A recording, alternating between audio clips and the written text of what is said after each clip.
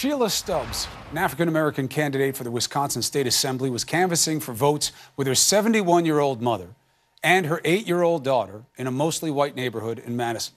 Somebody called the cops on her. A neighbor thought they were part of a drug deal. Let's go one-on-one with Sheila Stubbs. Sorry to meet you this way, Sheila Stubbs. Obviously, we're not going to play around with what the suggestion was, but what does this incident mean to you?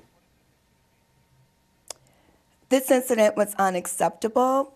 This incident has been outrageous to me. I was embarrassed, I was humiliated, and it tells me that racism still exists, and implicit bias is something that we all need to be a part of, and it's unacceptable, and I was racially profiled and stereotyped. My mother and my daughter. Implicit bias. This looks more like explicit bias. When the cops showed up, how did they treat you? Well, when I initially had the contact with her, I walked over and asked her what was wrong. She was behind my car. And she said, well, there was an incident. And I said, well, what happened? And she said, well, someone decided to call the cops on you. And I said, for what? And she said, because they think you're a drug dealer. And I said, a drug dealer? Really? They think I'm a drug dealer? What have I done? What does a drug dealer look like?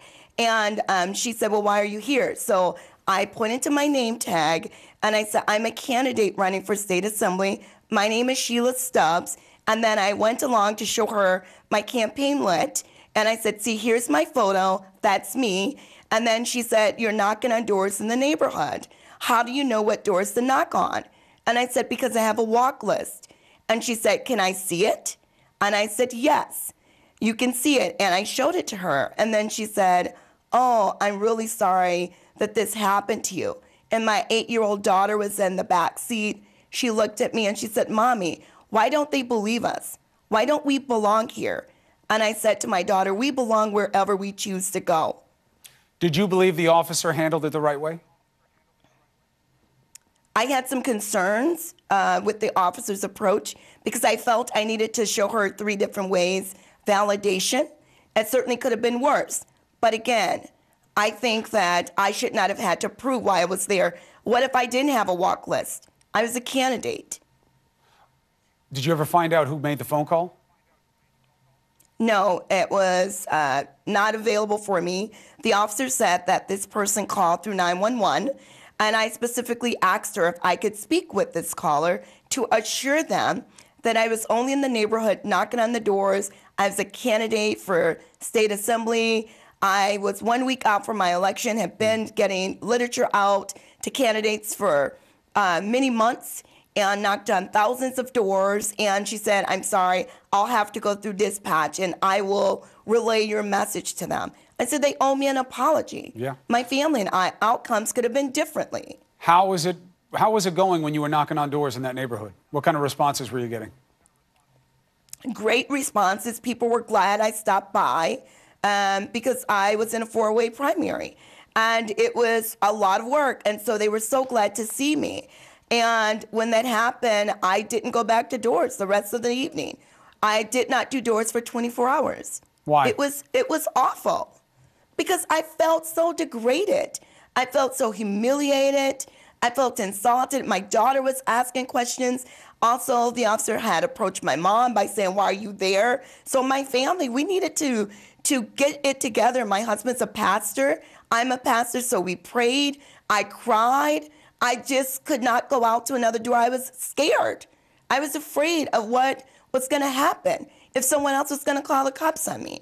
So I needed to get myself together. So our team, Team Stubbs, decided to pull me away for doors for 24 hours. What did your mom tell you about it?